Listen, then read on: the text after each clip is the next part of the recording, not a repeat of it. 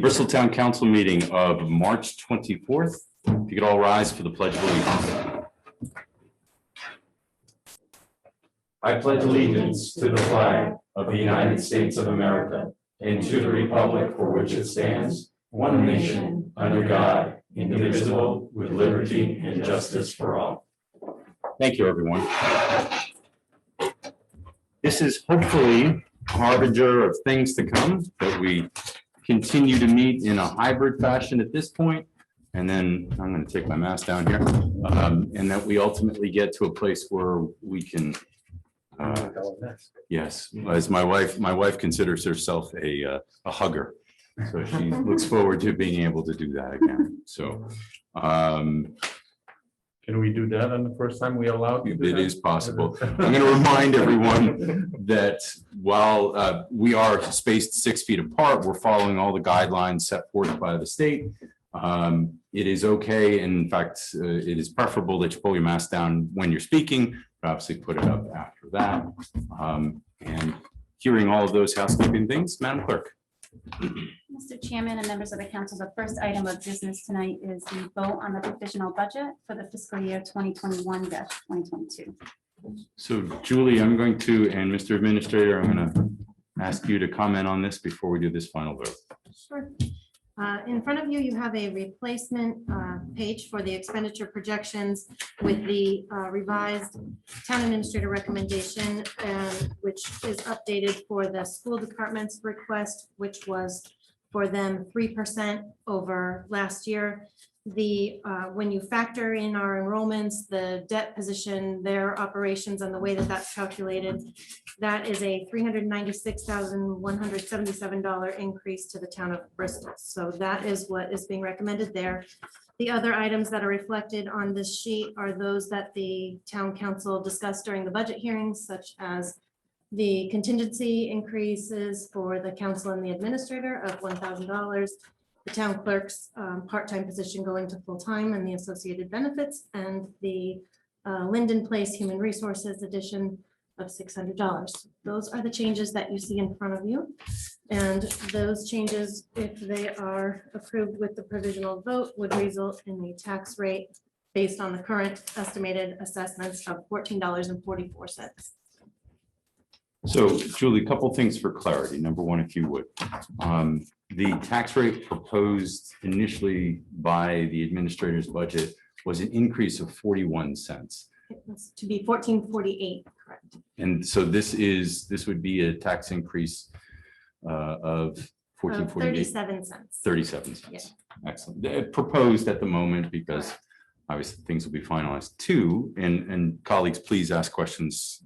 But in regards to the school budget, the initial budget that we spoke of last week throughout the week had a 2% increase. And that was a dollar figure that was higher than the 3% that we're talking right now. I think we all understand it, but I think it's important that we share with the public why the change. A little bit more clarity. The 2% represented 2% for the town of Bristol over last year's town of Bristol appropriation to the school department. That number becomes different when you look at it from the school department's perspective and we get their calculations, because the enrollment numbers change. We use the 13-year average. So those enrollment numbers change. They went down for Bristol. They're also factor in the town's local share of the state aid, which is numbers that change every year. So those can skew things one way or the other. And in addition to separation of debt from operations. So it's quite a complex calculation. And once all of this shakes out at the end, what they were requesting, their 3%, ended up being a lesser number than the town's 2% over the town's prior year. So following the school's calculation, that was really good. Thank you. You get pretty sure at that kind of math, as long as it's not. That was impressive. Julie, to repeat that? No. You could. So student population for Bristol saw a decrease as part of the 13-year average. 13-year average is looking at over the 13 years, how many students we have as Bristol, and our numbers went down a little bit. So we saw a decrease there. We saw some changes in how the school wanted to present their numbers to us and have the numbers reflected to us. So the combination of multiple things, which you said much better than I did, gave us a difference there. So we had figured 2% of a larger student population. This now revised proposal is 3% of a smaller student population, which is exactly what the school is asking for too. Correct? Okay. Council. So I know that there was some question last week because they had given the numbers to us a little bit differently than in prior years. And, you know, it was a little more convoluted and complicated. Agreed. I just want to make sure that what we're hearing is, I know I have utmost faith in you, Julie, just No, to make that's sure it's okay. like, I actually spent quite a bit of time on the phone and back and forth with spreadsheets today with Diane Brennan, who is the financial consultant for the Bristol Warren Regional School Department. And I knew her as finance director before she retired as well. And she's a very bright lady. And so we spoke quite a bit just to make sure I actually provided her what I was going to give you tonight to make sure that she was on the same page. I also had a conversation with Fung, and I'll be working with who is Warren's finance director, and we'll be sharing information tomorrow as well, so that everybody has the same information they're looking at for the joint finance committee meeting as well. Anyone else? Okay, so I'm sorry, Tony? No, No. Okay. just a big thank you. thank you. Well put, sir. So with these adjustments, the motion that you're looking for is to go, actually, I won't fill it in. Go ahead. At the bottom of your page, we have the Schedule A, B, and C figures, and that is how the motion is typically read. We say the totals for each of those. And I can read them off, or you. Why can don't you, read and then them. I'll have a Sure. motion to that effect at Okay. that point. So the provisional budget would be approving Schedule A, which is general operations, including the Bristol Warren Regional School District, of $54,728,289. Schedule B, which are the capital expenditures of $494,000. And Schedule C, which is our enterprise fund, which includes water pollution control and compost, which is a total of $6,543,629, for a total provisional budget of $61,765,918. I move that we approve the provisional budget as proposed. I'll second the motion. There's a motion made by Tony, seconded by Tim. Discussion. I just think for people who did not join us last week, and when we were going over this, that, big thank you to the administrator, to our treasurer, for coming in with a budget that, the last several years, we've been very lucky because you do all the hard work, all the negotiations with your department heads and everything. And whatever increases are in here, which are very few, as you just said, there are only three, we only changed three things. But whatever increases are in here are, I think Steve said it last week, well, they're investments, things that we're putting in place now so that we're going to save money down the road, such as the, some changes at the landfill, that kind of thing. So I think that is, I think we all went through this very finely, and, we're all looking forward to see where the federal stimulus money comes in. But, other than that, I mean, we tried to keep this as low as possible. And I thank you all very much for, the work that you do before it even comes to us. Mary captured that well. I think it's worth, and she's absolutely correct, that we did say that multiple times last week. And we said that in years past, that, and I'm talking about a lot of years past, as in 15 years ago, for example, there would be budgets that were put forth to the council that had things that were critical to town government that were removed. So it would make the council have to add those things back in, adjust tax rates and all of that. And none of that happened here. And none of that has happened here in quite a while. That's a huge deal. And it sounds like logic. It is logic, but it is also some of politics has different spin to it. And I also said about all of you, all of us here, the willingness for us to have disagreement, have discourse, but then have respect at the end of it. And we had some conversation last week that we disagreed with each other on some points, but we're sitting here all this evening happy to see each other because we understand the bigger picture, which is it's important that we push our argument to see if we can convince each other. And at the end of the day, we follow along. So nice job. This budget is very lean, and the increases as the paper had called me yesterday, I said it was basic cost of living increases, based of costs increases for our pension programs, things that, and as Mary actually rightly pointed out, some adjustments that we're spending money, so we will be saving money in the future, truly, without a doubt. So anything else before we pass this, or take a motion to pass this? Just wanted to say thank you again for everybody's hard work on the budget. And also I just add, Will said, Mr. Chairman, that we're also creating departments that are also revenue generating. And I just think about the exciting launch that we're gonna go on with the marina expansion. I think it's a really cool project and I think it's gonna add so much to the town. So Great point. great job all around. Great point. Okay, so we had, unless there's anything else, there was a motion and a second to pass the provisional budget as stated by our treasurer. Any other discussion? Hearing none. Mary? Aye. Actually, you know what? We're all together. Which window am I in? Does he go by like, what is the top? We're all, You're on mute. You're on mute. we're all finding some joy here.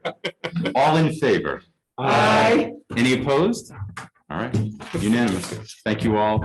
Thank you, Mr. Administrator. Thank you, Madam Treasurer, and all the departments, including the clerk. Thank you.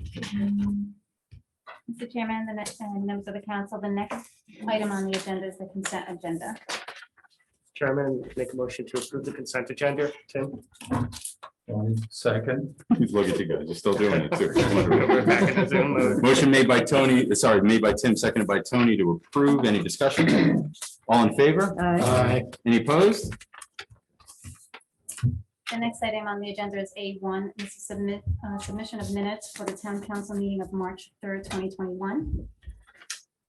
I'll move to approve it. Second. Motion made by Tony, seconded by Tim to approve. Any discussion? Hearing none, all in favor? Aye. Any opposed? Thank you. The next item on the agenda is for ordinances. This is item C1. This is ordinance number 2021-3. And this is to add 4 one-hour parking spaces on Wood Street. And this is the first reading. Motion to approve the first reading. Second. Motion made by Tim, seconded by Tony to approve first reading. Any discussion? Hearing none, all in favor? Aye. Any opposed? Thank you. The next item on the agenda is ordinance number 2021-4, and this is for the yard waste compost center, and this is to increase the tipping fee from 0.025 to 0.035, and this is also the first reading. I make a motion that we approve it, and then I have a question. I know this is first reading, so do I Okay. hold off on Well, it? we'll do that at discussion. So we have a Okay. motion to approve. Is there a second? Second. Second discussion? Do we recall when was the last time that we increased the fees, anybody? Mr. Administrator, from my recollection, it's been 4 years, and that's totally shooting from the hip, but Okay. approximately is Jose on the call? Should be. Jose's on telephone, I believe. On telephone? We may not be able to find him through telephone. I mean, it's not the biggest, we can Okay. always, Well, I'll tell you what. move this to the next meeting, that's perfectly okay. Madam Clerk, if you could make a note that we get clarity on that on the second reading. Any other discussion? Okay, so that motion was made by Tony, seconded by Tim. Hearing no other discussion, all in favor? Aye. Any opposed? Thank you.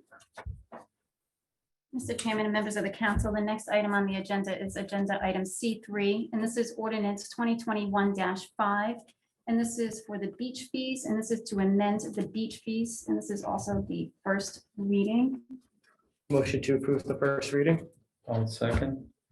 Motion made by Tim, seconded by Tony to approve, and I'll beat you on this one, is that it's been quite a while. The administrator and I looked this up recently, and it had been quite a long time, and I can see Sarah Klein, our Parks and Rec Director, Recreation. I know she loves rec.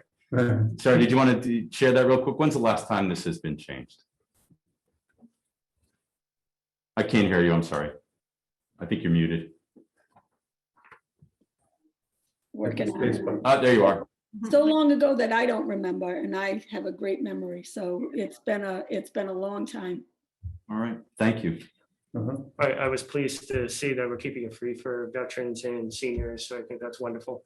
And also, and we typically discuss in yet one moment, Sarah, and I'll absolutely, is that we tip the adjustments on this. They were already very low rates and they're still low, very low rates. But they'll help us offset some of the costs that we're seeing is increased traffic there. And typically we don't talk about these things at first reading, but it's a great point. Sarah, did you want to share anything before we move I just forward? wanted to say that, Tim and I had really looked at what all the like beaches were doing, and really nobody has an area like ours. So we just really feel that people are getting still a great deal. But I wanted to mention too that for the veterans, Bristol veterans, that's new. And something that we've been wanting to do the last couple of years, and finally have gotten together to put it with this proposal. So I think our Bristol veterans deserve, and our seniors deserve free entrance to the park. Sarah, while you're on, I have a couple of questions. How do we determine for the seniors, what is the cutoff age to be 62. considered a senior? How old? 62 and over. Okay, and the veterans, how do you identify who's a veteran? If they come to the gate and go, I'm a veteran. So what we would, Yeah. I mean, we would hope that they wouldn't, but if it's for the season's pass, we would give them a season's pass for free. We would just need to see some proof, a card or whatnot.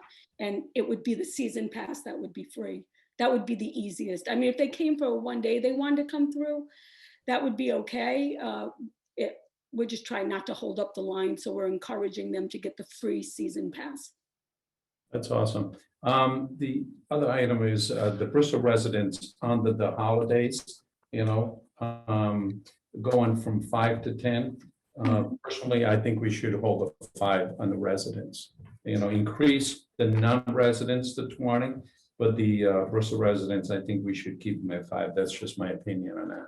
Mike, Mr. Solicitor, if you could, just one moment, Sarah, is that, in your opinion, a substantive change, or is that something we could discuss at second reading and make? No, you could add that, you could amend that at second reading.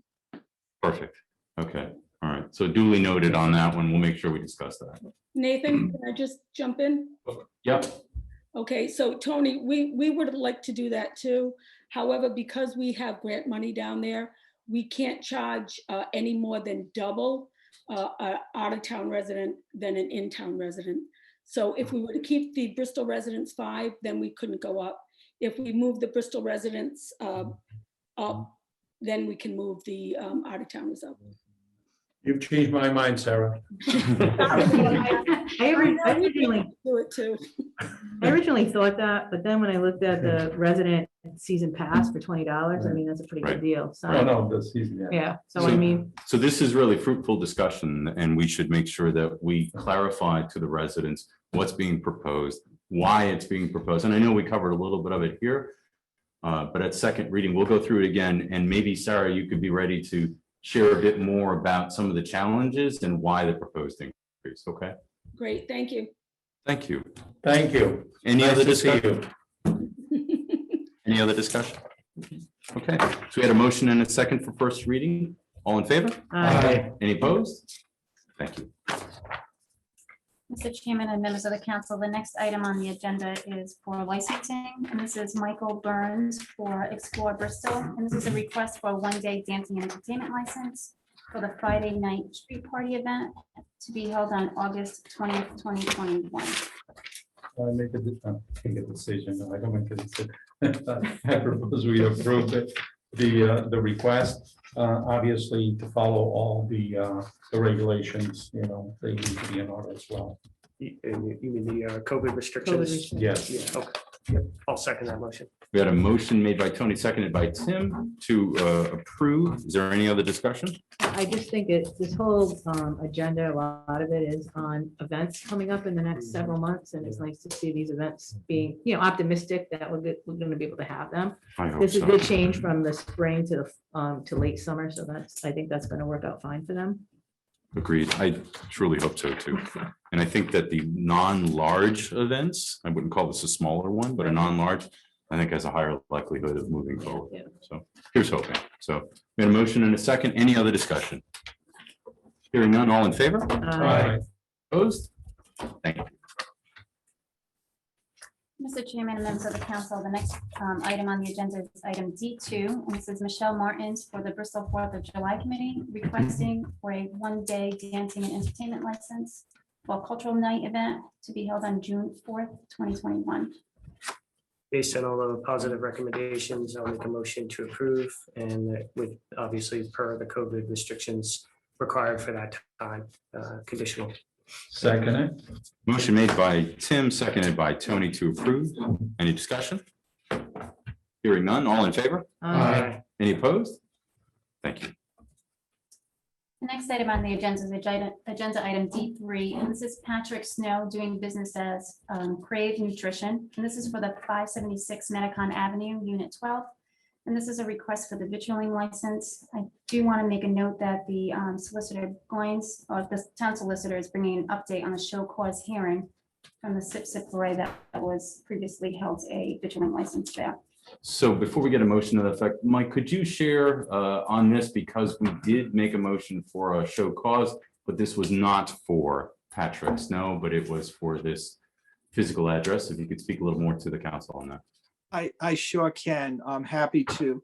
The license was owned by a gentleman named Justin Welch. He ran into trouble with the law, wound up in jail, which is why we recommended that a show cause hearing take place in order to revoke that license. However, between the last meeting and this meeting, he agreed to voluntarily give up that license. So there's no need any longer for the show cause hearing. Now you have someone new who wants to continue the business at that address. His name is Patrick Snow. He has no familial relationship with Mr. Welch. The contact was actually made through Mr. Welch's sister to try to accommodate moving this license along. You're not able to actually transfer a vitrilling license from one person to another. So you would be, in fact, issuing a new one because the old one has been voluntarily given up. Thank you. Mike, sorry, Mary, go ahead. Could I just ask Mike or whoever might know the answer? How did this get addressed so quickly? Like, I understand, the guy giving it up, but that there is a new, I don't want to say buyer, but I'm not sure if he bought the business or was stepping in. Does he have another one of these nutrition places like on Aquidneck Island or anything else? Like, how did he get set up so quickly to be ready to go into this, or was he already in the business? Does anybody know? Or is Patrick Snow on the line? Patrick is here. Oh, okay. Patrick's on the line? Okay, well, I'll tell you what, you can bring him forward as, but I'd like, Chief, did you want to speak to this? I saw you there. I'll defer it to the solicitor because of the legal parameters and the outstanding legal charges against Mr. Welch. It was my office that reached out to the solicitor to originally request the show cause hearing that they eloquently put together. But at this point, as the solicitor stated, it may not be needed, or it does not appear that it's needed. I certainly welcome the dialogue with Mr. Snow about the relationship he's going to have in the town of Bristol. Mr. Snow? Yeah, I would agree. Let's bring Mr. Snow on, and I'm sure he can answer these questions. He dropped. He dropped. Okay, all right, that's okay. This is, if there was no lead up to questions as it has been, this would usually be a 30-second commercial for someone Right. to share a business and what they're going to do. Hopefully So, he comes back on. Maybe he just. well, I'll tell you what, was there any other questions before a motion is made to the solicitor or the police chief or anyone else? Is it possible to just hold on this for a few minutes to see if he tries to get back on? I can just come back to it in a few minutes. Is that possible? Mike, talk to us about that. Is if we take no action at the moment and move this to the end of the meeting, or? Oh, absolutely. And that would be at your discretion, Mr. Chairman. All right, Mary, would you like to make a motion to that Yeah, effect? I would And like we to make a can- motion that we hold this off for at least like 15 minutes to see if he comes on. back on. If he comes on, we can just maybe put him on the next item. But just so we give him a chance to hear, I would personally like to hear from him. Well, I'll tell you what, if you want to make that motion, how about if we make it that we will check back before we discuss appointments, which is G. Oh, yeah. Yes. He's back. Oh, yes, okay, good. Okay, great, then I never have to worry. We discussed it long enough. Okay, Mary, forego your motion. I know, see, if I talk long, I know. I Don't- confuse everybody. Mr. Snow, Hi, guys.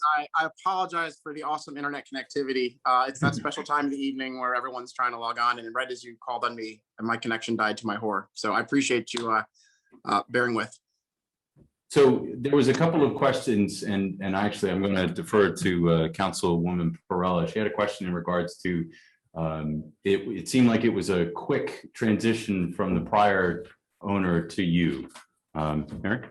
So I was just curious, I mean, are you already in this business? Do you have another shop somewhere else? Like, how did this come up so quickly from the time we had the problem with the prior owner to you being able to, I don't know if you purchased the business or you just renting the space, the other business, I imagine is just closed, maybe? I guess that's what it is. Is that right, Mike?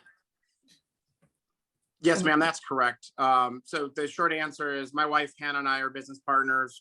We own Slim Possible here on Aquidneck Island, as well as Crush Nutrition on Broadway in Newport. We've been running Slim Possible for 9 years. I teach at the Naval War College, so my wife is a local Aquidneck Island native. So for us, we're familiar with that location. We love the town of Bristol. We also know the landlord that was there that owns the place. And when this incident went down with Mr. Welsh, who we know, but again, no relation, we were both publicly embarrassed for our parent company and sort of the way we do business. And we wanted to make sure that what we do is done the right way, that we would, give it some time for things to cool off. And then, our mentality is it's easier to give birth than raise the dead. And we completely, rebranded. We did a remodel. We created a new lease. And again, we didn't purchase the prior business. We just want to continue same use with our own brand new enterprise that has no affiliation with the former. So are you saying that it's I didn't catch the very first part of what else you own on Aquidneck Island. I heard the one on Broadway, but what was the other business? Slim Possible on Aquidneck Island, on Aquidneck Avenue, actually, in Middletown. I'm sorry, can you say that again? I'm just having a hard time. Slim Possible. Oh, Slim Possible. Oh, no wonder. That word might be foreign to me. I really need to do better on that. But Nutrition is our mission, ma'am. So are you saying that you said the same parent company? So are a lot of these like sort of franchises of one company? So they're not franchises, without getting in the weeds. Everyone is individually owned. They need to have their own name. We have parent company rules we need to follow. And one of them is obviously doing things with integrity. But it's my wife and I, Hannah, solely that would be running this. And again, we're very excited about it. And the reason that the transition, which may seem like it happened fast to you, but will have been a couple of months, is because we certainly didn't want to gap too much time and lose the potential client base that already existed. But also, we know we need a lot of work to do to gain the community's trust back, and as well as everyone in that area. And we're excited to do that. Great, thank you so much. Good So- luck to you. Patrick, typically we give, and we will be for you right now, a 30-second commercial. So I don't think most Bristolians may be familiar with Crave Nutrition. What do you do? Okay, great. So Crave Nutrition is a protein smoothie and energy location. We have delicious, healthy protein shakes that taste like decadent milkshakes, but they're really great for you. They're low calorie, low sugar, low fat. The one I had today was blueberry lemon pound cake. We also have energizing cookies, healthy snacks. And if people come in, they can do anything from have a daily shake or get totally free nutritional counseling where we'll sit down and put a plan together. But in general, think of it like healthy cheers. You come by, everybody's welcome. You get treated like gold with a smile, and it's a way to have a nice healthy meal to get your day going. Excellent. What's this council's pleasure? I don't know. We Motion to approve. Motion approved. Second.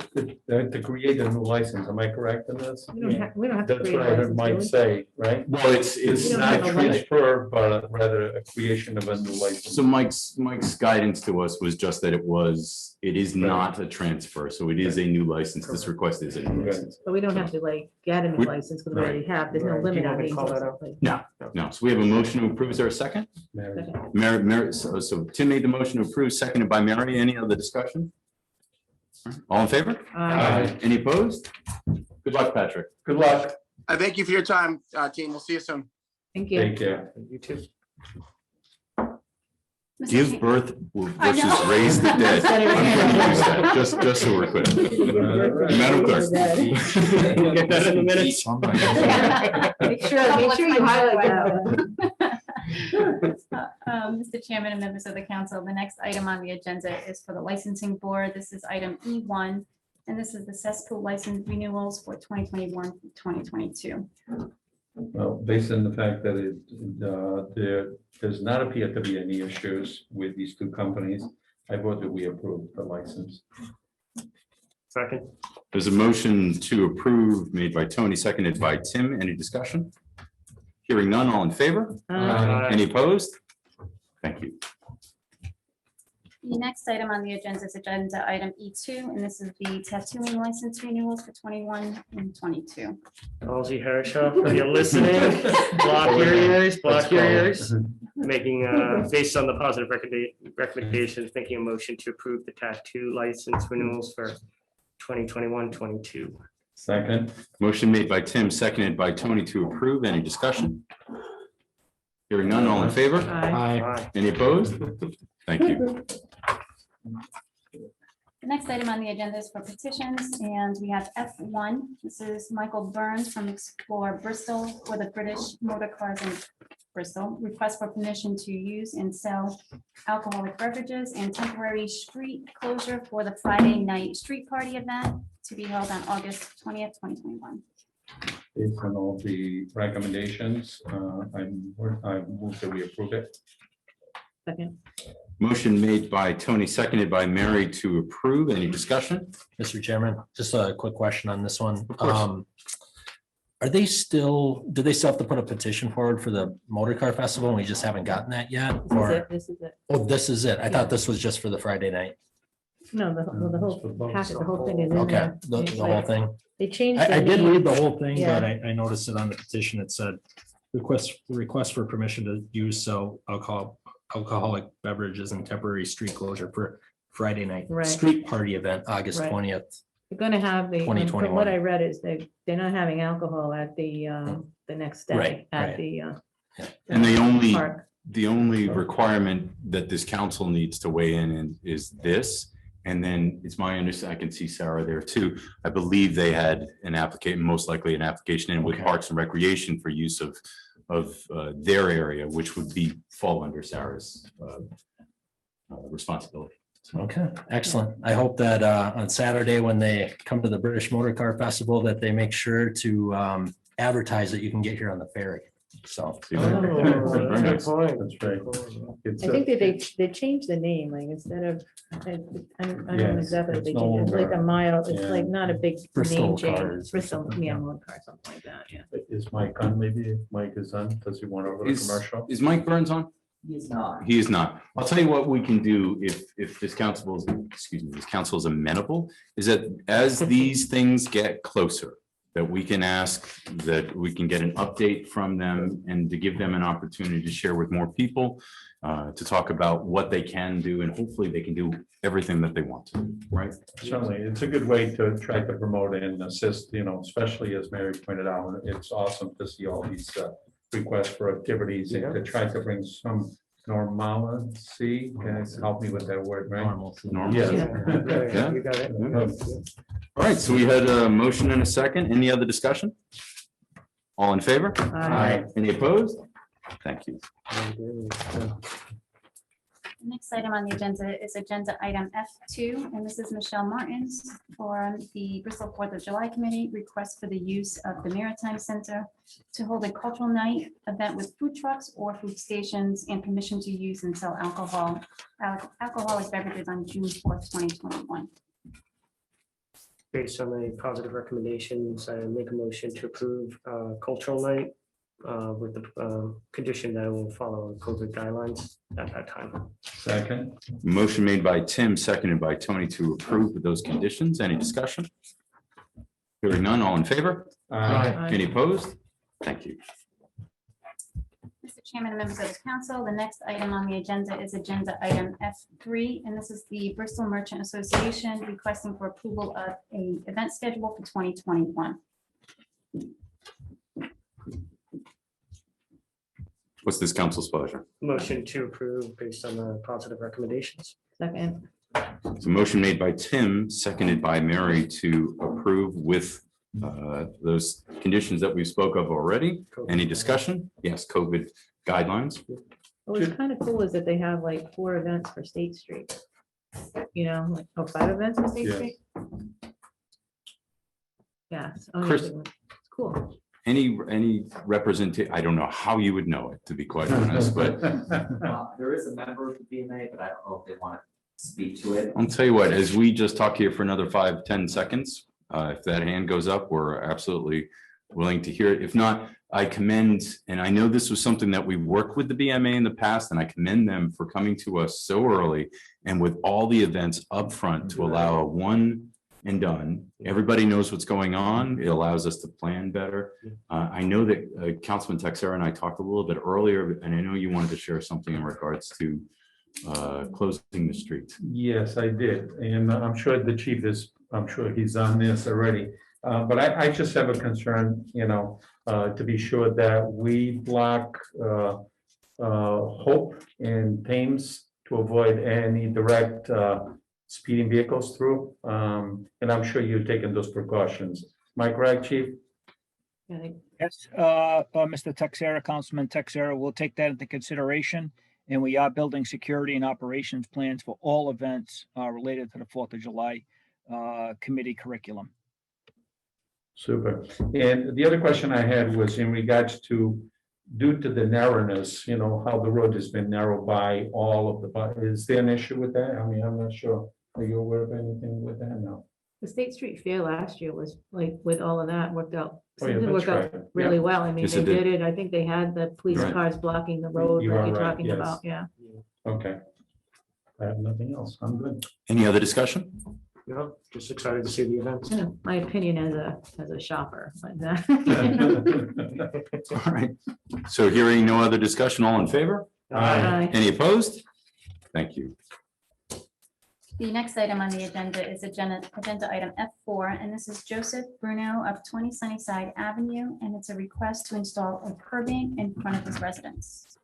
So typically, and stay with me on this, typically a curb cut would not come in front of this council. This is not a curb cut. This is a request to put curbing in front of a property in a house that's being built. I spoke with the administrator a little bit earlier, and his proposal to this council is that if we're okay with this, that we give the final approval to the DPW director. Mr. Administrator, if you wanted to. Sure, so on Sunnyside, it's very narrow, and it is on the road paving list. I'm not exactly sure what year it's gonna get done. But we want to, once we have a better plan, when the landscaping is done there and they determine where the curbing is gonna go, we want our consulting engineer to look at the location of the curbing so that we know it's in line with the linear edging of the street with the new pavement. So we're just concerned that if it's bumped out too far, it may create a problem. So if it is approved for curbing on Sunnyside, we just ask that it be contingent upon the approval of the plan and installation by the Director of Public Works and the consulting engineer. Everybody okay with that? What's this council's pleasure? So move to approve it. with those recommendations? Yes, definitely. No, I like the fact that, to have the oversight of the Director of Public Works, just to monitor that, to ensure that it doesn't jeopardize or create an issue with traffic flow there, especially the emergency vehicles. I'll second the motion. So motion made by Tony to approve, seconded by Tim. Any other I discussion? just want to make sure they're paying for this, the petitioner. So great point of clarity. Yes, this is a request by the petitioner to be paid for by the I petitioner. think it should be clear in the minutes. Just. I think we just did Oh, that. okay. Hey, Right. I got the So, approval, but when's my curbing? yeah, coming? I'd really like, right. Okay. No. Anything else? Hearing no other discussion, all in favor? Aye. Any opposed? Thank you. The next item on the agenda is agenda item F5, and this is for Veronica McFarland of 17 DeWolf Avenue. And this is for a request for no parking on DeWolf Avenue, both sides from Burke Road to Woodlawn Avenue.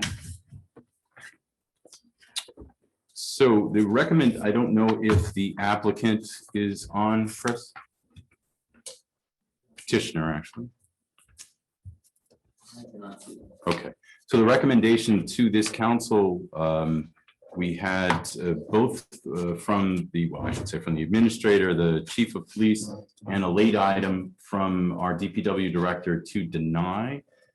Chief, and if the DPW director is on, if you could speak just briefly, what's the rationale behind the denial, please? So the police department went out, Sergeant Michael Kenny went out and assessed the situation. As I also did a personal drive-by to look at the situation.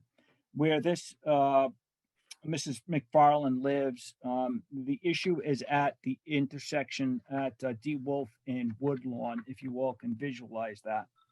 The Mrs. McFarland had addressed concerns about a truck parked on DeWolf Avenue.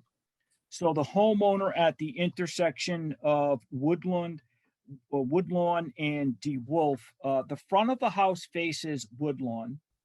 The driveway is on DeWolf, and the homeowner parks his personal vehicles behind the driveway. We did give you some photos in with the response that hopefully you can petition. But if anybody has the opportunity to go to Google Maps and they put in 17 DeWolf Avenue, like I did, that truck in the whole situation really comes up. So whoever captured it on Google Maps, you can visualize what the issue is. To say that there's a parking situation or approaching that intersection, you go past where the homeowner parks their vehicles. It looks like the homeowner at Woodlawn and DeWolf parks their personal vehicles in front of the residence of Mrs. McFarland. But even with that, which is not against any parking ordinance or violation, it does not create a traffic quandary. Officers parked a full-scale suburban type vehicle, and they were easily able to recognize the intersection and navigate the roadway. Unfortunately, we did not find any legal basis or any traffic concerns with Mrs. McFarland's petition and request. Thank you, Chief. Is Chris Perella on?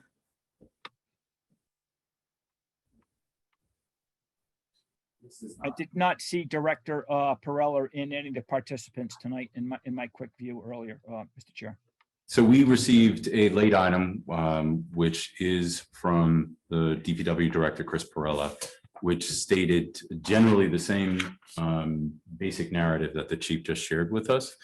And it's my understanding, Chris Vitale, so we don't get everybody all mixed up here. Chris is obviously Economic Development Director and man about Zoomtown, and he's helping us with all of this. And he just told me that the applicant is on now. So I'd like to give the applicant an opportunity to share their thoughts.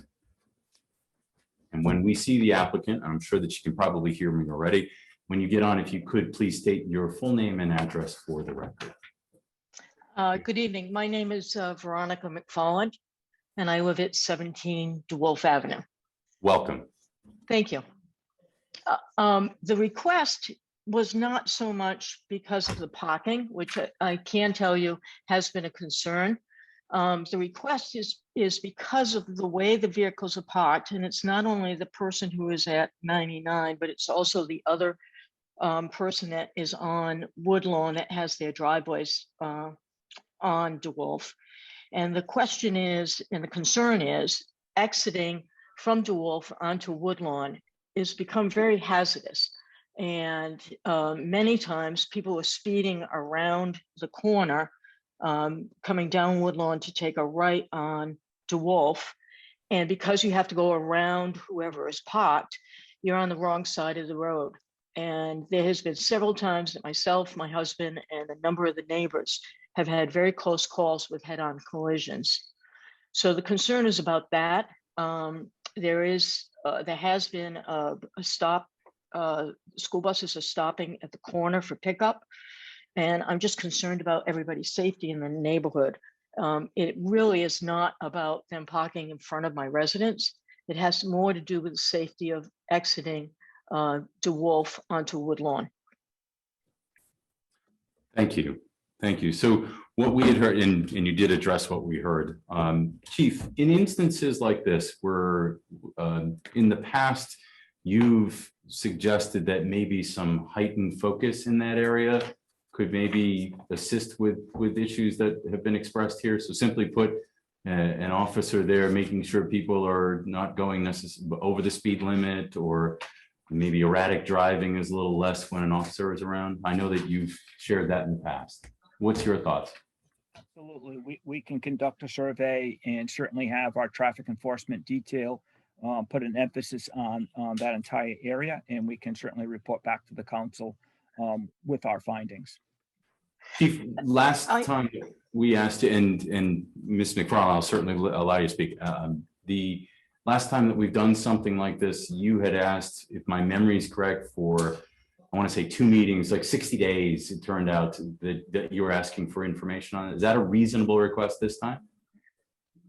Or do you need more time than that? No, absolutely. The previous request, I believe, was from Mrs. English at Bayview in Wood Street.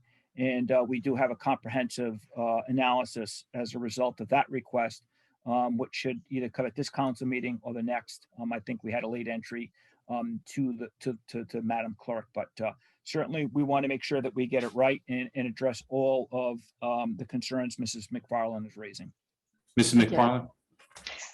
Just one more question. I realize from listening to you earlier that you do not, the council does not discuss curb cuts. There currently there, and I mentioned it in my letter, currently there are 2 driveways. There's a planned 3rd driveway to go in within a short distance of that intersection, which I think might add more concern on exiting DeWolf onto Woodlawn. So, point of clarity in regards to curb cuts, about 6 years ago or so, we removed curb cuts off our agenda if the recommendation was positive. So if DPW, fire, police are all amenable to a curb cut, we didn't have any discussion on it. It was only when the recommendation was for denial, we gave the applicant or the petitioner the opportunity to speak to the council in public to see if there was a rationale behind potentially saying yes to it. So all of those curb cuts that you speak of, they were approved and they hit the requirements set forth by traffic and our own ordinances. So I think in this instance, it sounds, and I'm open to council thoughts on this, but if we could ask the chief to take a look at this, maybe some more focus over there to address the concerns that Mrs. McFarland has expressed and come back to us in, say, in 60 days. I say 60 days, that would be approximately 2 meetings to give us an update and see if that if there's issues over there that we need to address in other ways. Would that be okay with everyone? Yeah. And if not, please express your thoughts and we'll do something else. Mr. Chairman, I'll make a motion to refer back to the police chief to do a traffic study or to look in to see if there's any Maybe issues. looking, I don't think we need a traffic study. Or or some sort of, to look into the issue on Woodlawn and the Assessment. Wolf. Okay. Assessment, thank you. Is there a second Second. discussion? Hearing none, all in favor? Aye. Any opposed? Okay, thank you. Mrs. McFarland, you will hear back from us more specifically from the chief and his findings in approximately 60 days, 2 meetings approximately. Thank you so much. I appreciate your time. Thank you. Mr. Chairman and members of the council, the next item on the agenda is the appointments. And the first one we have is G1A, and this is for the Harbor Commission. There are 3 vacancies. One is to fill a term to expire March 2024, an unexpired term to expire March 2023, and to fill the unexpired term of the second alternate to expire March 2023. Mr. Chairman, can we break this up a little bit to make it easier? Absolutely. Okay. I would recommend that we reappoint Dominic Franco. I believe he's the one that's up this year. Mhm. Okay. I'm going to take that as a motion. Yeah, Yes. second. Yes. Okay, so there's a motion made by Tony, seconded by Mary. Any discussion? Hearing none, all in favor? Aye. Any opposed? Thank you.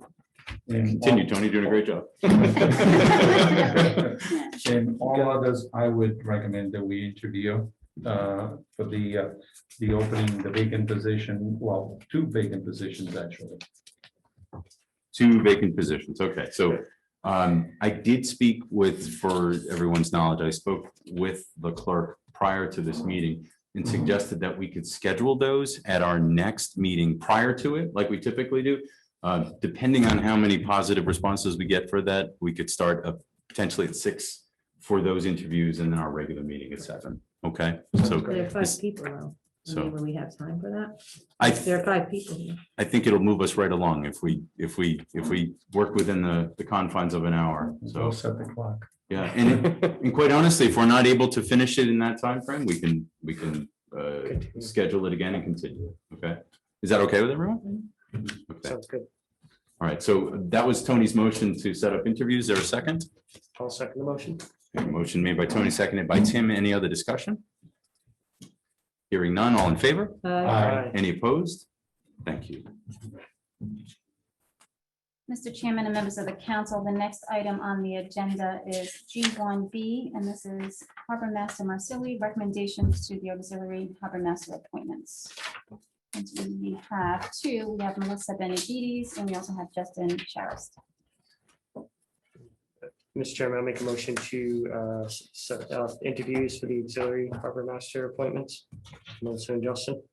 And thank you for the glowing report to the harbor master for these. Very helpful. He's right behind you.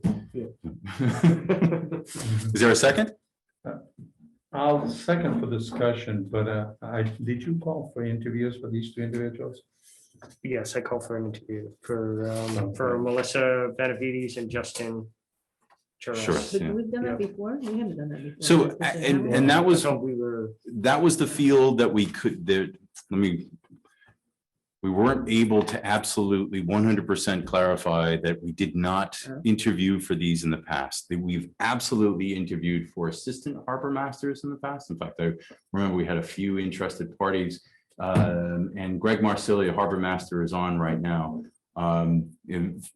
Greg, feel free to weigh in, but we could not 100% confirm that we had not done this in the past. And we felt it to be or it seems to all of us, I think, that it was the safest and most respectful way to just have the interviews and all of them, just in case, to make sure people have the opportunity to share their thoughts. Greg? Good evening. It's gone both ways. Sometimes we interview the auxiliary harbor masters, sometimes we don't, but they're both aware that they'll have to be interviewed. Okay, Perfect. am I good with that? Yeah. Because I could have gone either way, since if he already had interviewed, since Greg had interviewed them, but that's fine. I'm good. okay. Are we okay with that? Correct, yeah. Okay, so is that a motion? Yes. Was there a second on that? You did, you Yes, I seconded for second discussion, for okay. discussion. Any other discussion? All in favor? Aye. Any opposed? Thank you. Thank you, Greg. Thank you. Have a good night. You do. See you, Greg. I'm sorry, Mr. Chairman, do you want to put that on that same date? Yeah, good luck. Next week. I'll tell you what, 7. why don't we offer to the interested parties and let's, I know, maybe we can schedule 5, and I know that's pushing it, but Okay. I guess that's motivation for all of us to be succinct, right? Listen to the applicants and less of us sharing our thoughts. And if we need to do 2, then we can do that. I Mary? think the auxiliaries are gonna take that long because Either they're do I. mostly like deckhands and they're mostly young people that have worked some have worked for you before, some are new. One of them's new, is that right? Something like that. So Well, yeah, you're right. Yeah, I mean, I think Melissa's experience. you might be and able to Dustin's get new. it, might be able to get them in, quickly. Right. Everybody okay with that? I'm okay with that. Okay, so let's see if we can get all of them in. Okay. And I asked that everybody's here at 5:58. 5:55. Okay. Alright, moving right along is, the next item on the agenda is G1C, and this is the zoning board of review, and this is for a term to expire March 2026, and we have Charles A. Burke of 26 Center Street with interest in reappointment. And motion that we reappoint Mr. Burke. Second, Motion made by Tony, seconded by Mary to reappoint Charles Burke. Any discussion? Hearing none, all in favor? Any opposed? Thank you. The next item on the agenda is G1D, and this is for the zoning board of review alternate. There's 2 terms to expire March 2023.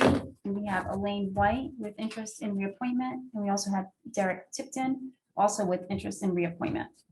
Make a motion to reappoint both of them to the zoning board of review. Second.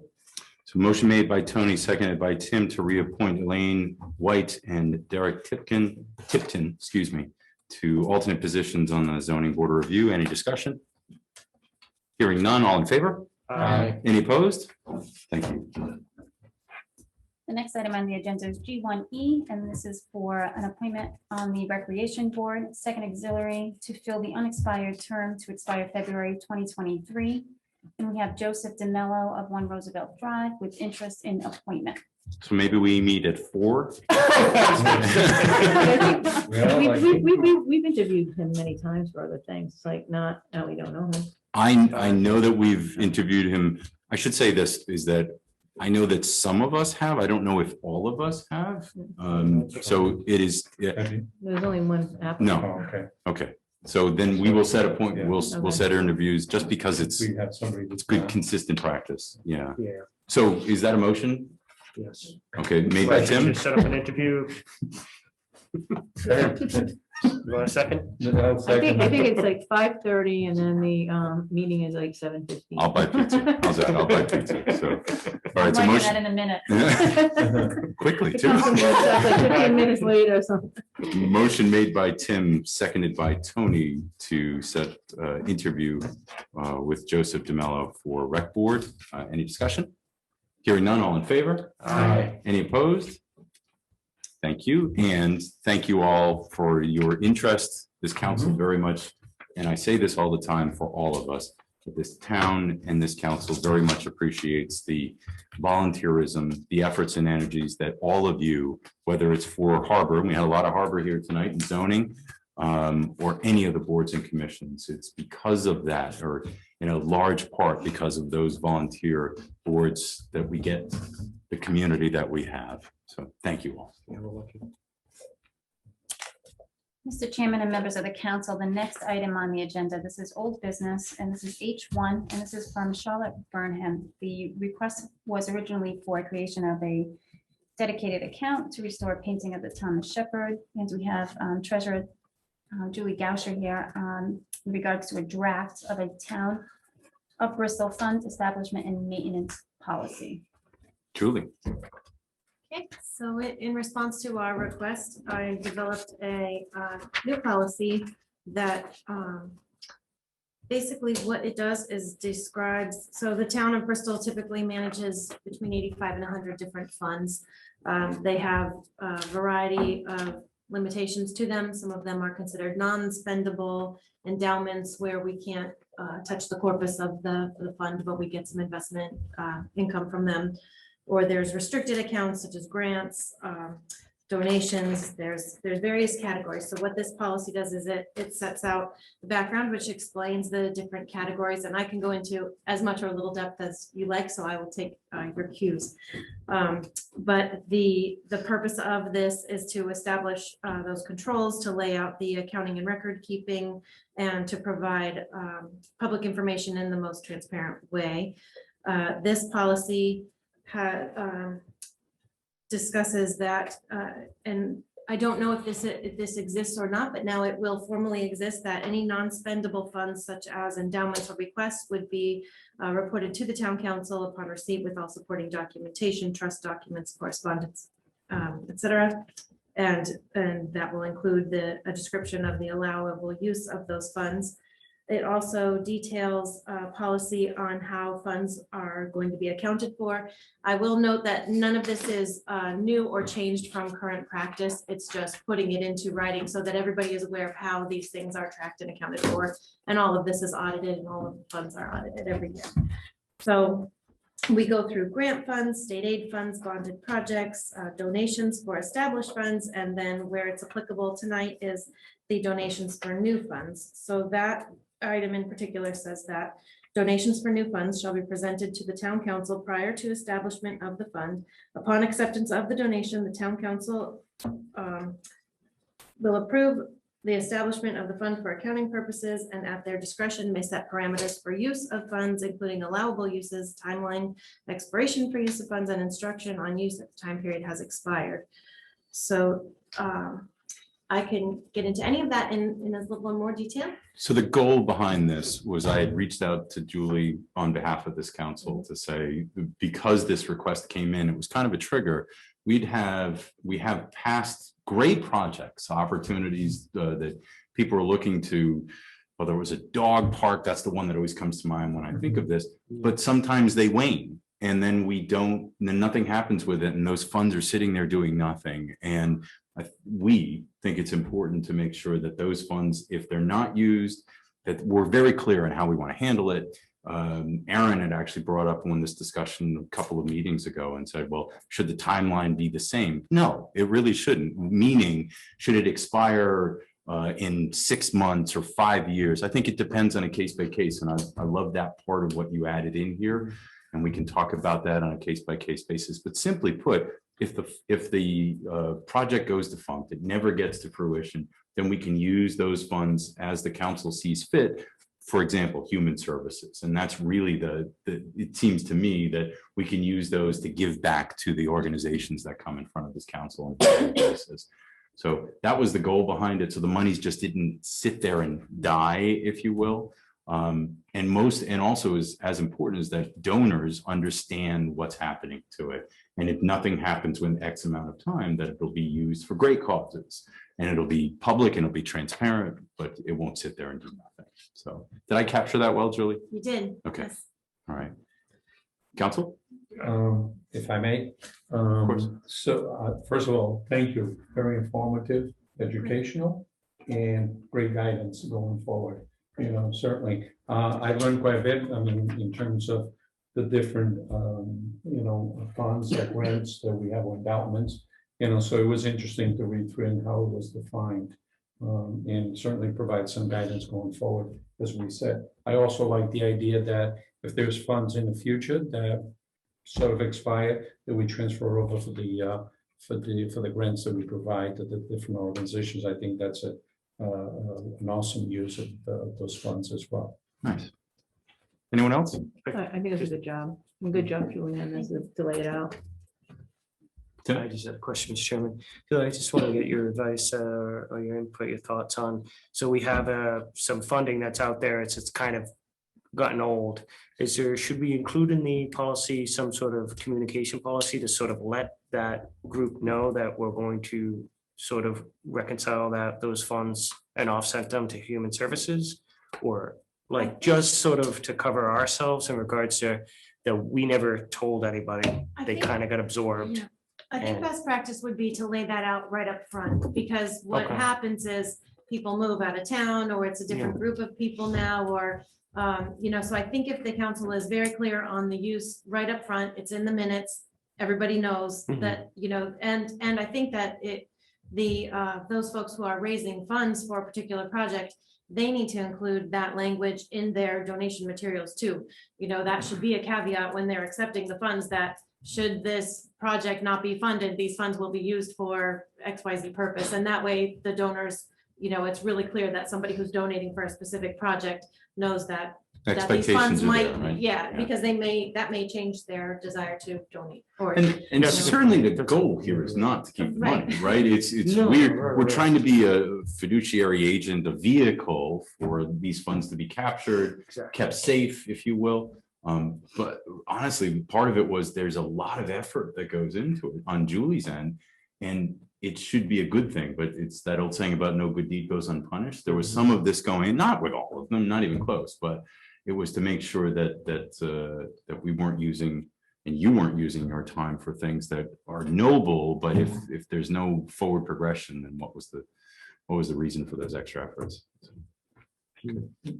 Yeah. Aaron, I think one of the things I like about this is that, what happens is there's usually a lot of enthusiasm that starts with, some of these projects, and sometimes that enthusiasm can wane a little bit if maybe somebody moves on to another project or something like that. So I think that this kind of like sets a kind of a really nice deadline to, hey, look, within this time frame, get the job done, get the money raised so that this project can fulfill the purpose that it's supposed to fulfill.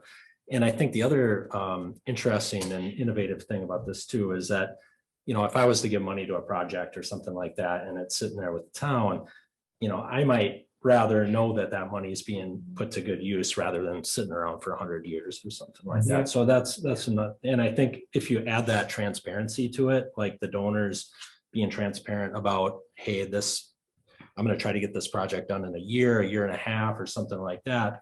That's another way that they can be able to recruit volunteers to get the job done and get the fundraising completed in time. But So also there's no hidden secret as to if it does dissolve, where the money would go. So you're up, if you donate, it's upfront. right. and there's Which I nothing, like that we're doing. and there's nothing stopping this council from, if it's an active account, it's not going away. It's the dormant accounts that have been dormant for years. Those are the ones we're talking about. If there are active accounts with current contributions, it's a totally different animal, right? So, Right. Tony. I agree. I think actually, based on what Julie said, to make sure that if we're going to be the stewards or the managers of an account, I think there should be some sort of a standardized letter that they would use to send out to the, so it's understood. It's not like, oh, we'll draft our own letter. Okay, no, they can in some way, but there should be some language that is pretty standard there, which would be Good point. something that we as the council would approve. But have it Maybe I can work standardized with- and you use that going forward. So Maybe I they can work come with in the and say, solicitor. please. Maybe I can work with the solicitor on drafting something like that. That would be great. Donation. And I like the standardization. That's a good point. So, Well, it could also be just something that gets sent out with whatever fundraising letter they want to do. You know what I mean? So instead of making sure they incorporate it in, or it's just sort of not really enthusiastic or personal to their event, that it gets sent out with that so people fully understand. Yeah. And I think the thing is too that, the councils would be reasonable so that if, you give them a 4-year limit, let's just say, and they're really, really close to raising that money and they think they can do it, we can give them an extension on that. then of course we will, right? That's Absolutely. the goal, is to work with. Right. It's only the dormant truly is what we're talking about. So to this one, so particularly to this particular account now, Mhm. so we have to establish the guidelines for this one. Am I to understand that? We need to let them know, okay, yes, go ahead, we support it. However, you have X, up until, 2-3 years, whatever it is that we're gonna give them, to give them some guidance, so, am I correct? Correct, yes. Okay. So Julie, we look to you. Is there any reason why, is there a too much? Because I was thinking no more than 5 years, because it, Probably less, because I this don't, is, I was this is just, a project, I would say even 3 years, okay. I think Charlotte Brennan is probably listening in and willing I'll to tell you speak to the what, council. I so think maybe it's we a can talk great with her point. about- Is Charlotte on? Yes, I am. Oh, look at you. Welcome, Charlotte. Well, What timeline do you need? I would say this should be 1.5 to 2 years at the most. So how about 3 years? And that way there's all kinds of wiggle space. It's all kinds of wiggle room then, because I'm hoping this will be over, that this will be completed in a year. I don't honestly know how long the restoration itself will take once we get it to Peter Williams, but I'm hoping that it will be a fairly short and sweet process. So 3 years would be plenty of time. Thank you. Perfect. Okay. So Julie, do you need a motion in regards to the policy or just specific to Charlotte Burnham's petition? Or both? We could do different. We could adopt the policy. Mike, did you want to weigh in? Yeah, this is Mike. We need both. We need to adopt the policy. It has to be in place. And then following that vote, I would act on this request. I would also just, I don't think it's going to be the case in this particular case, but we've been talking about what to do if the funds don't get raised. And so what would you like to do with these funds? Should this project not go forward? Maybe that should be part of the motion in accepting the funds. Or if there is any extra funds, you know. Or, right, if it ends up being less than they originally anticipated, and where are those extra funds going? So that's a good point. My personal preference is that it goes to human services as part of, and then this council or future councils choose where that goes at that point in time. So appropriate at the moment kind of thing. Default. So let's back up and let's have a motion, if this council is okay with it, to adopt the policy as presented.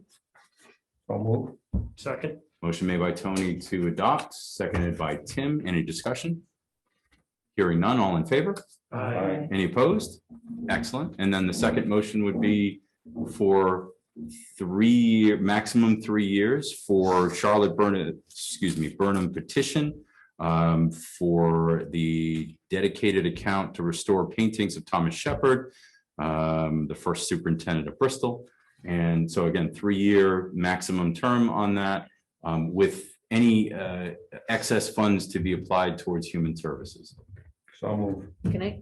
Oops, sorry. No, go ahead. So a second discussion? Yeah, I mean, I just had a sort of a thought about the excess funds. And this is a very specific task in terms of restoring like a portrait. I mean, I don't, if it's like $200 excess and that's where it ends, then that's fine. I have no problem. But suppose they were able to raise $2,000 more. I mean, I think they would stop the fundraising effort once they hit the goal, but let's just say, is that, and we have this account already set up. I mean, I would imagine that there are other portraits in this town that need to be restored as well. And I don't know why we wouldn't maybe take a look at that, depending on how much money is in here. May I propose this, is that if we apply it towards human services and there is another portrait or painting that needs to be repaired within that timeline, a person could petition this council for X dollars and base it off of those excess proceeds that we just spoke about. So said another way, if we have $2,000 extra, it goes to human services and there's someone else that wants to take a new project on, they could come to this council and use and petition us through the normal process for human services and say, we'd like to use $2,000. We're requesting $2,000 to fix a painting. So we'd be adding a new line item in human services called excess. Right. And excess. It would be like a catch-all, like it's just, and then that way it's just. Well, the rationale behind it is that if we don't want to add new projects. So, and I liked your thought process. I see where you were going with it. I was just concerned that we don't want to hold that money and then find a new project for it. That wasn't the goal behind it, at least not for me. This was to streamline our process. But I understand where you were going with it. I'm open to other Well, I possibilities. think that we should then encourage people to raise what they need and not to go over. And if they do, to kind of hold back on that part of it. So that if, or to look to take on another specific project such as that. Kind of state a goal, hit the goal, stop. Yeah, So- I mean, otherwise we're going, I'm not unhappy about putting the money, any excess money that's over to human services, Sure. just in this particular, we can always use it. There's plenty of things, I always like to see more money go to certain things. But it just seems like this is such a specific cause where it could potentially be used that we may not want, they may not just want to do what they want to do and then that will be it in that account. So maybe it'd be over like a few $100s. we'll, and I know Charlotte's still on the call, and we'll certainly say to her, so stop when you get there. Is anything extra's going over here? So. I mean, if people want to donate money. I mean, I do think like if we wanted to donate money to human services, that's a different thing. You know, people most likely would do it to the nonprofit. They get a tax deduction because of government or no? Yes. They do because Yes. as a government thing. Okay. Any other discussion? Hearing none, all in favor? Aye. Any opposed? Thank you. Thanks, Charlotte. Thank you very much. Good night. Thank you. So, thank you. And I'll be sending this to you also. Can I just ask something for clarity here? No. Just to go back, does the council want to make a motion to include that language for the request for the donation that Tony was mentioning a little while ago to be passed out with the fundraising? I thought we That's did not- as part of that, but which to was adopt the policy, but then to also work with that language to that the pass out? treasurer would work with the Solicitor, with the that's part of solicitor. that adopting that policy. Yes, and that's to the way also I work took with it. the template solicitor? for Yes. like a donor template or Right. donation acceptance. template, It's sort of like something that. it's almost like a disclosure, right? It's almost Yeah. like that fine. Yeah, print. disclaimer, It's a just like a letter little- of acceptance with a disclaimer on it. Yeah, I can work with. That's what I took it as. Okay, so adding. that's I'll, to I'll that- tell you what, for a belt and suspenders approach, Tony, could you make a motion? We're still on this agenda item. We can add that as an extra step on it. Tony, we're worried. Thank you. We did, I mean, just very quickly, to Mary's point, Oh, my I goodness, fully yes. understand that it's specific, so, I mean, they obviously should have an introductory paragraph, but then they have to have the boilerplate language afterwards. That's the way I view it, I agree, I mean, we're not gonna draft for them, but we'll provide, the boilerplate stuff. Because it could be a paragraph, it could be a separate disclaimer, like that's attached on another piece of paper. I mean, Right. which might make it easier as long as it's included. I mean, whatever. And just all it is stating what we've Yeah. talked Right, about and right. what our expectations are and what setting their expectations. Okay, so I took that as a motion, Tony. That's it, yeah. Excellent. Moving things along. And then Mary seconded. Yeah. Discussion? Hearing none, all in favor? Aye. Any opposed? I just have a clarifying. print. Oh my, Just don't do kidding, that. Just kidding, just kidding. All right, go ahead. What was that again? All right, Go ahead. Moving on. The next item on the agenda is I1, and this is Chelsea Bartown Carnes, the 2021 chairwoman for Keep Bristol Clean, in regard to the annual townwide cleanup and recycling event scheduled for May 1st, 2021. Is Chelsea on? Excellent. So I think this falls under the category of it's wonderful to see things like this happening again. Chelsea, if you could, I think I don't know, you're on the call? Ah, there you are right there. Welcome. Could you take a moment to remind everybody what the annual townwide cleanup and recycling event is and how you get involved? So we've missed you guys. We did not have our event last year. I thank you all for giving us this time to present this evening about Keep Bristol Clean. So last year we were not able to do our townwide cleanup. It would have been our 31st annual townwide cleanup. And this year will be the 31st. It has been around for a really long time. In the previous years, we've had between 100 and 200 volunteers work at 37 dedicated cleanup sites throughout the town, and they clean up. The town trucks drive around, they pick everything up. It's just a wonderful community event. It gets everybody excited about keeping our beautiful town beautiful. And we're really excited to be back at it again this year. We hope that we can have it on May 1st. We are going to follow COVID protocol, and we might have to switch it up a little bit this year with folks meeting at their sites and then just having one dedicated person pick up all of the materials at the Department of Public Works at 9 a.m. on the 1st. They will be provided with some coffee and some donuts and things like that to take to their sites. And we're just really excited. We're hoping to get lots and lots of volunteers this year and get everybody out in beautiful weather and cleaning up the town. So Chelsea, if one is interested, not necessarily running a group, but just kind of participating, how do you do that? So you would email me, and my email address is cbarton@bristolri.gov. And you could also call the Public Works Department at 401-253-4100. I'm sure most folks know that number without even having to look it up. You could give us a call and just let us know what site you are interested in, cleaning up, and we can get you signed up for that site. If you don't have a particular site in mind, then we can also send you off to a site to meet some folks, and you'll get gloves and bags and the whole shebang. You'll get a little volunteer gift and everything also. Chelsea, if you could reach out to Chris Vitale, and we'll get that on the website, both your email address and kind of maybe you can give a basic rundown of what you just shared. So if people, and I know there's a lot of people that are interested in being part of it, they know how to do it. It would absolutely be a pleasure. This year, we actually were gifted some grant funding from the Recycling Partnership, which is an organization that actually did some grant funding for the automated recycling carts in town, the new big carts. So they did gift us some grant money. So we have a little bit of rebranding. We are Keep Bristol Clean, but it's the Keep Bristol Clean Coastal Cleanup, and their logo will be on all of our advertising and such. Nice. So could we ask for it to go on the administrators, like on the Facebook or social media pages as well? I don't know if DPW has their own. I think it's just through you, right, Steve? I don't know if they have their own. I know the town has one and I have one. Yeah, I think So, I don't mind sharing whichever that. one the people seem to see that, and Yeah. that would be good. Excellent. Okay. That would be greatly appreciated. Thank you so much. Thank you, everyone, for letting me present this evening. Absolutely. Chelsea, this is Aaron Lay. I have a 3-year-old and a 5-year-old who are pretty good at picking things up. Is this an all ages event?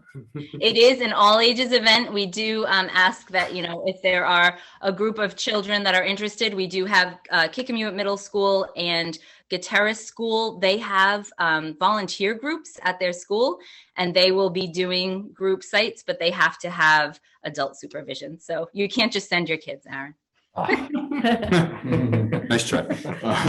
So I would seem that the motion would be to approve, we'll call it the petition for the 31st annual townwide cleanup recycling event, right? So moved. So moved. All right. Second. Motion made by Tony to approve, seconded by Tim. Any other discussion? Just briefly, Mr. Chairman. Please. First of all, thank you, Chelsea, for spearheading this project, and thank you to DPW. Well put. Anything else? Okay, hearing none. All in favor? Aye. Any opposed? Thank you. Good luck, Chelsea. Thank you so much. Good evening. Bye. Bye-bye. Aye.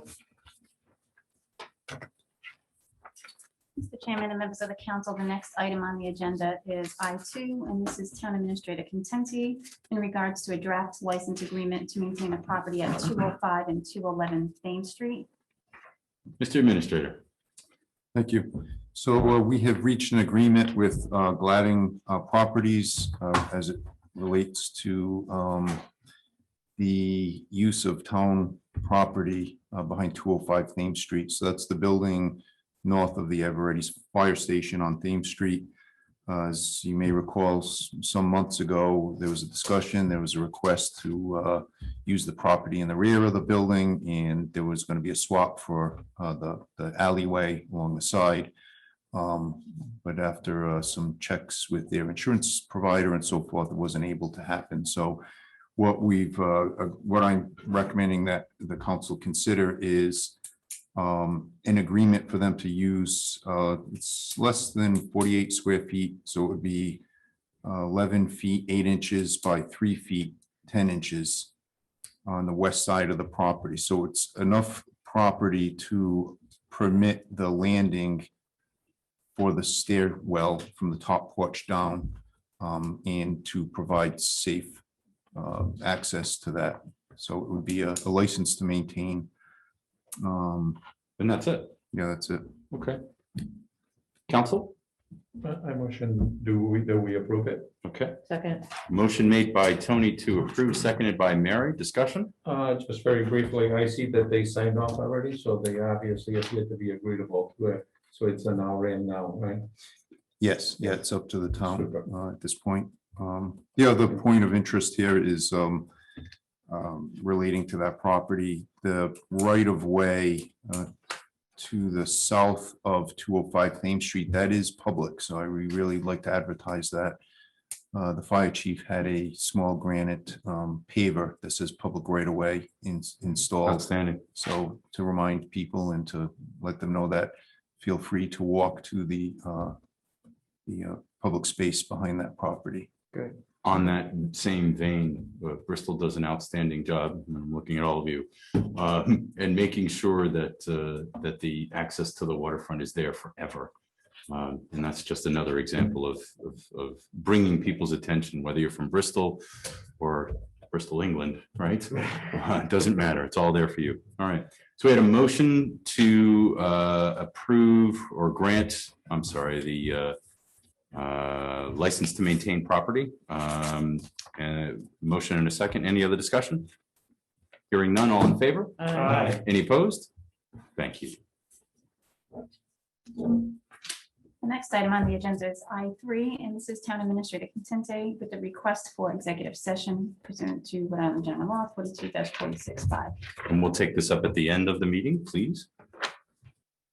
The next item on the agenda is agenda item I4, and this is the Compost Energy Technology doing business as Hoyt's Compost on 52 Balloon Boulevard, and this is an application for tax stabilization. So this council passed, or actually cleaned up our tax stabilization a few years back to attract new businesses and attract current businesses to expand what they have and to grow even larger and deeper roots in Bristol.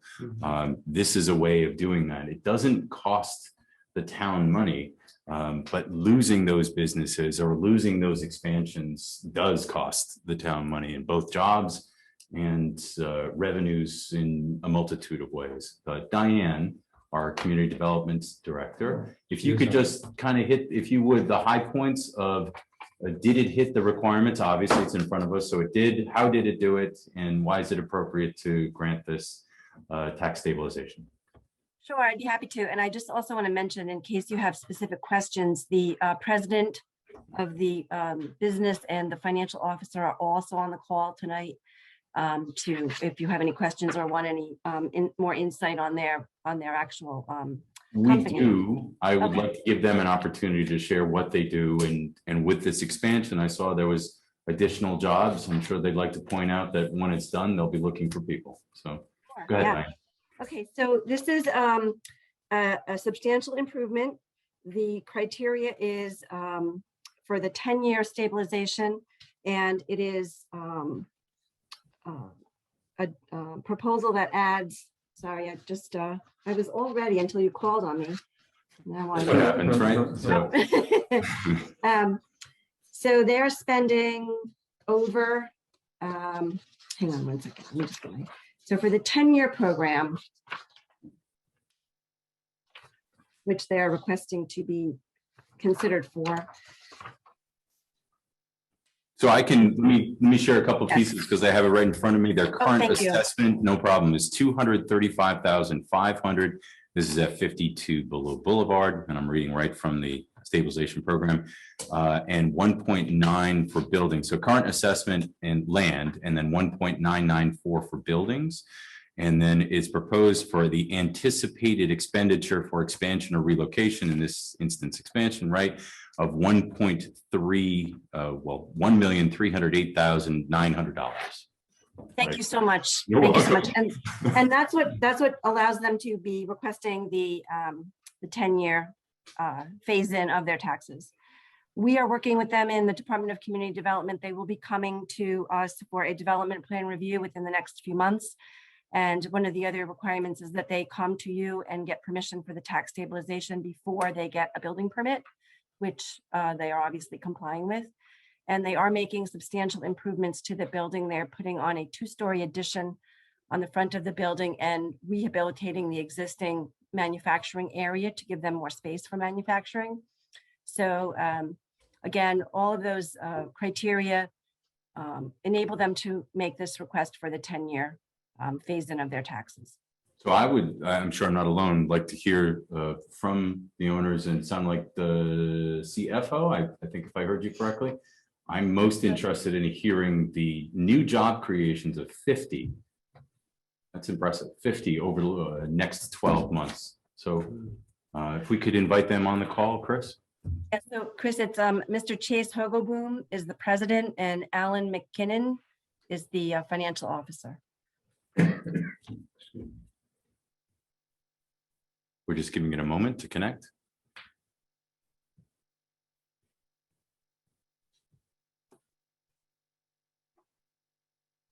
Hello. Good evening. Welcome to both of you. Evening. Great. Thank you. Thank you for your time and our opportunity to present some of our plans as well as discuss some of our not only physical plant expansion, but workforce expansion as well. This expansion is necessary for a few different reasons. One is we're bursting at the seams with our current workforce. We've been operating out of construction trailers for the past few years since the building was initially designed and built as a warehouse. So we've been growing our office space using construction trailers. I think we have about 5 of them now stacked up. We need to hire more engineers to support a lot of the work that we're doing. And really, this addition is going to help us attract more higher quality engineers and computer programs and so forth that are supporting our effort.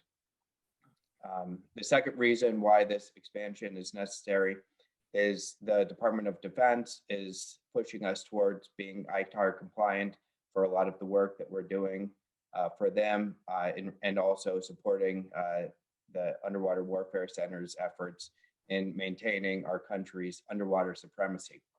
So we're asking for the tax stabilization plan to help us, assist us with some cash flow, which will be reinvested into additive manufacturing equipment, again, to support the efforts which we're working on.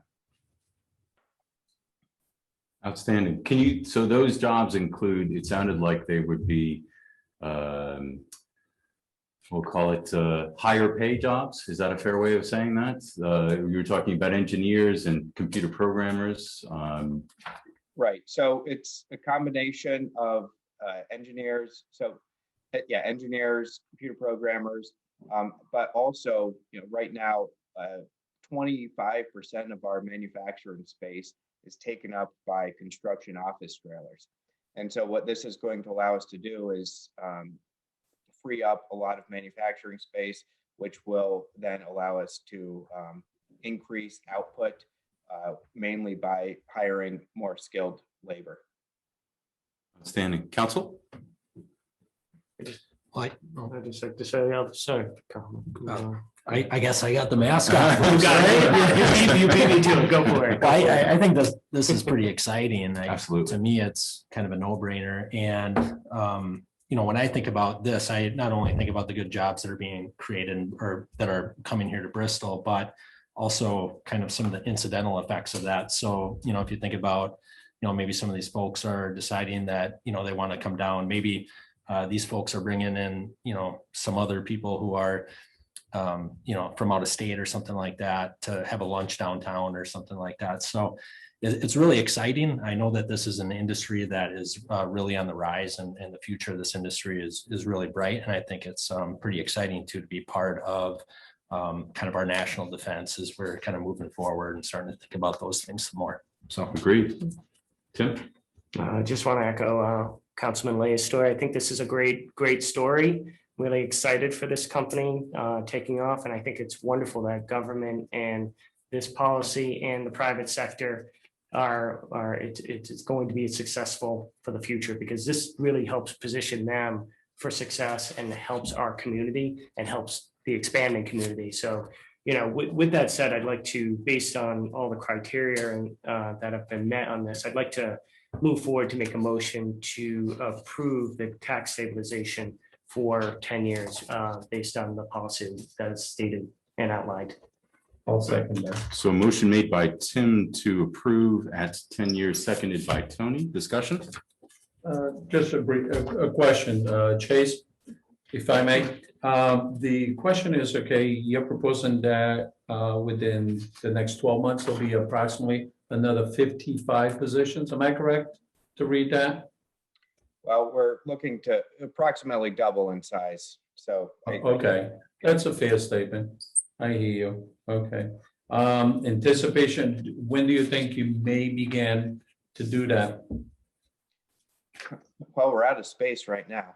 Okay. So yes, So you want to focus on construction first. And our customers are getting anxious because they want things quicker. A quick timeline we have been working with our general contractor and architects and structural engineers.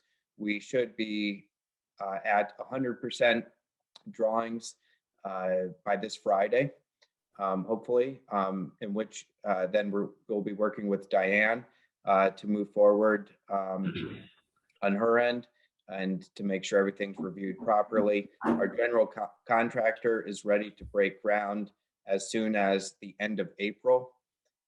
So hopefully we can proceed towards that target. He has told me that this is a 4-month construction process in regards to some of the work we're doing external of the building.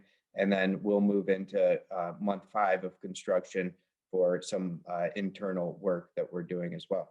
So hopefully everything's complete by September, which aligns very nicely with some of the other programs that the government is funding us to do, which are significant workforce capacity, defense capability efforts that we're working on. Thank you. Thank you. Any other discussion from the council? I'd just like to say, if you could share maybe through Diane, when construction is done, I know that I'm not the only one that would like to at least drive by, if nothing else, and see the final product. Sounds very, very exciting. Absolutely. And part of what we're doing is creating a space that is not secure. And so we will be able to host industry meetings and other similar types of events where people may need a conference room or other meeting space. And so, definitely part of the project to make sure that we can accommodate visitors and the other folks in Bristol. Thank you. Thank you. Any other discussion? Yes, I have a question for Diane, though. Hopefully she can answer this question. Diane, I'm looking at the front part of the application, and they have the current assessment, 235.5, then 1,994,000. Okay. But then I'm looking at Michelle DeMeo, and these numbers are not matching up. I see 2,229,500. Okay, combining the two numbers in the front part of the application. So there is a discrepancy of $160,500. Yes, so, oh, Michelle's on the call too. There she is. Is she on? Okay, Michelle. Yeah, she is, yeah. So she can explain it, but I think I can tell you that on the front page of the application, the current assessment at the 235.5 is the land. And the 1,994,000 is the land and buildings combined. So that's a bit of a typo there. And I think Michelle's memo corrects that. So I'll let her explain her. Michelle? Hello. So yes, what Diane said is correct. There was a little typo on the front. So the actual building value that should be listed is 1,732,200. And that was the assessment as of 12/31/18. My value stated in my recommendation is with sales from 2019 and 2020 included. So can we tax them at the higher number? Gentlemen, I'm just kidding. Maybe she'll. Not until the revaluation is over. That was a good catch. Anything else? No? Any other discussion? All right. So we had a motion and a second to approve it, a 10-year tax stabilization. All in favor? Aye. Any opposed? Gentlemen, good luck. Great, thank you very much for your support. Appreciate it. Thank you, Diane. Thank you, Michelle. Thank you.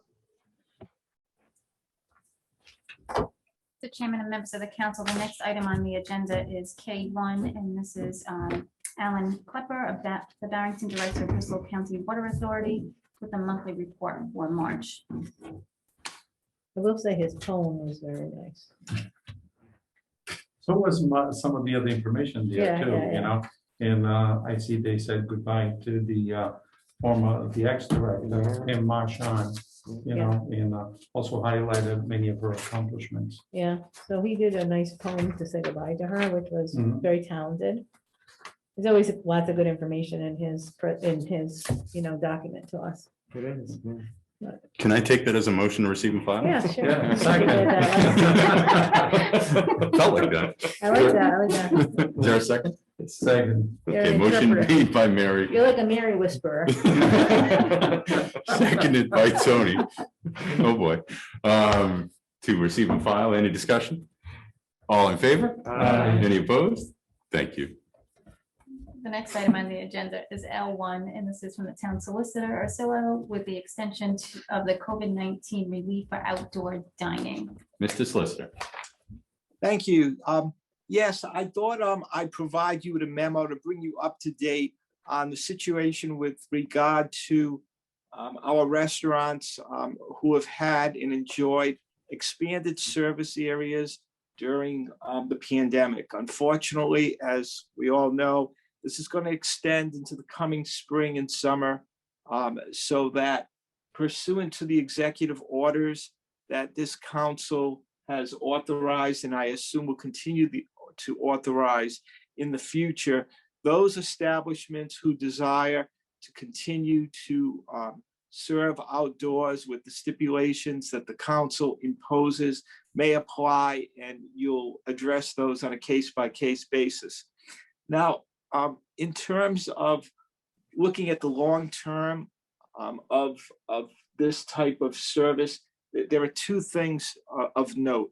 First of all, there is legislation that has been introduced in the General Assembly on both the House and the Senate side that would extend the ability for these establishments, these restaurants, cafes, et cetera, to continue with outside service for an additional year.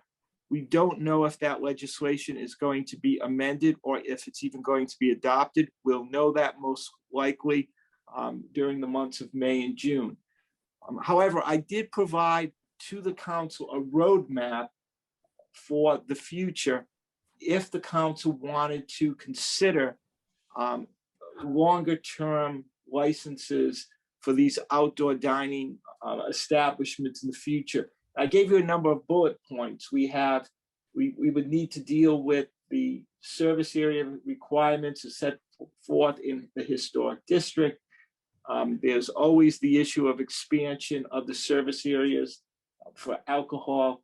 We have the issue of use of sidewalks in the competing uses for both dining and of course, other purposes that pedestrians use sidewalks for. We also need to look at a couple of sections of the zoning ordinance, and we'll be dealing with ADA and parking issues, et cetera. My only point is this: there is a roadmap here. There are a number of various ordinances and policies that would have to be addressed. I think my advice right now, based upon what's going on in the General Assembly, is to let's wait and see what happens there, because that legislation may in fact address all of this. If not, we've laid out the roadmap for where we go for longer term. In the meantime, certainly for this coming spring, summer, and perhaps fall, the mechanism is in place through the executive orders to continue with these type of outdoor services if the council so desires, when individual establishments apply to the council to continue to allow them to operate the way they did last summer. and I am open for questions. So I have a couple just for clarity. So what I took from that is that we really don't want to make any changes at the moment with pending legislation that might supersede any change that we make. Number two is that restaurants and businesses that have current use outside should apply as they normally do. And if executive order stays in place, there wasn't a fee, and that would probably continue unabated. But if that goes away, that their application should be in, that if we go back to normal business, and I know we all hope we go back to normal business, that they should apply for sidewalk use permits and all the things that they normally would as a matter of course. Is that a nice way of capturing it? That's a great summary. You're right on point. That would be my advice, especially with regard to the long term. I think since we're going to know the outcome of the General Assembly action within the next couple of months, it doesn't make sense for us to do anything along those lines. And at the same time, that doesn't prejudice the restaurants because they can continue to do the things that they've been doing last summer in terms of applying. And that way they can continue to operate this summer the way they have in the past. Council? So Mike, are you asking us just to continue to like the May 26th meeting and we'll revisit it or just receive and file? I would just receive and file for right now. And as soon as I have updates on the legislation, I'll make sure it's put on your agenda and I will keep you updated. But again, in the meantime, I would, we've repeated this a couple of times. Any establishments that would like to continue to do this summer what they've done in the past, they should be getting their applications into the clerk's office. Makes sense. Any other discussion? Pretty clear to me. Can I take that as a motion? Yes. Look at that. I'm a Tim whisperer now.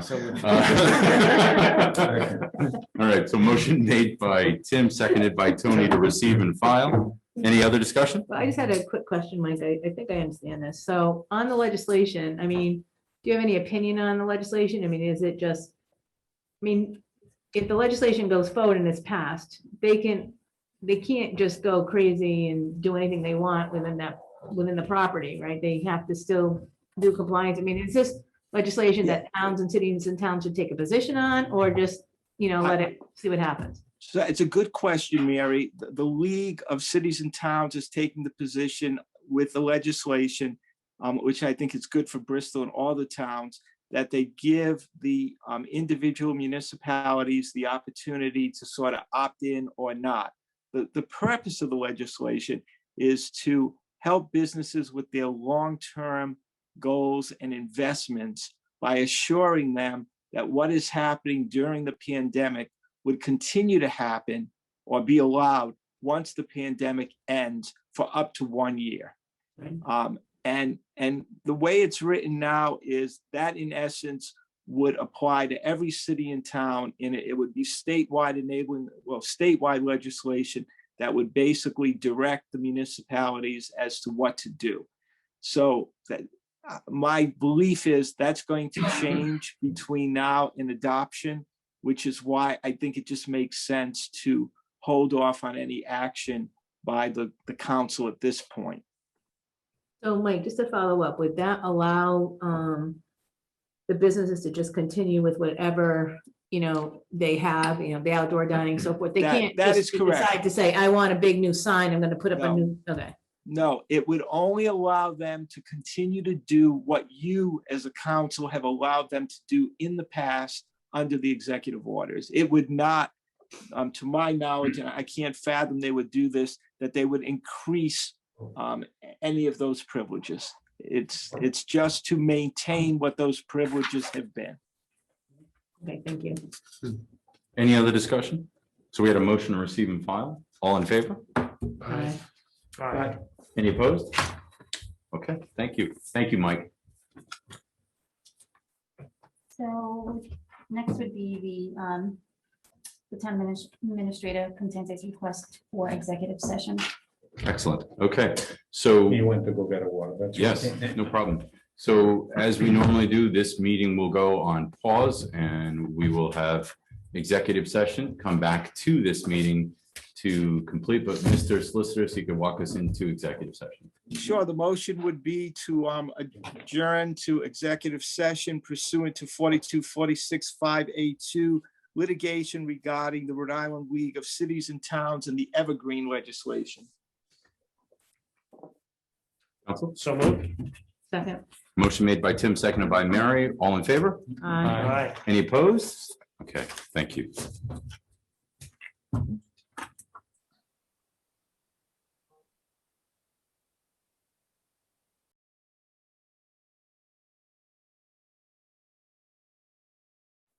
So move. Second. So motion made by Tony, seconded by Tim, as expressed by the solicitor. You can't, if you're watching at home, you can't see the solicitor at the moment, but that was his direction expressed at the beginning of that. Discussion? All in favor? Aye. Any opposed? Thank you. And then the minutes should reflect the fact that the town council did take a vote during executive session to approve of a new retainer letter for Angel Tavares, who is heading up the city of the League of City and Towns legislation regarding the Evergreen contract legislation that was adopted by the General Assembly. The purpose of the motion was simply because Mr. Tavares has changed from one firm to another firm. The terms of his retainer have not changed. I will also put on the record that to the benefit of the town of Bristol, several more cities and towns have joined this litigation as plaintiffs, therefore spreading out the cost among more communities, and it's going to cost the town of Bristol less. So if Melissa, if you could just get some of that into the minutes, that would be great. Got it. Otherwise, Mr. Chairman, you're ready for a motion to adjourn. All right, motion to adjourn. Second. All in favor? Aye. Any opposed? Excellent. Thank you, everyone.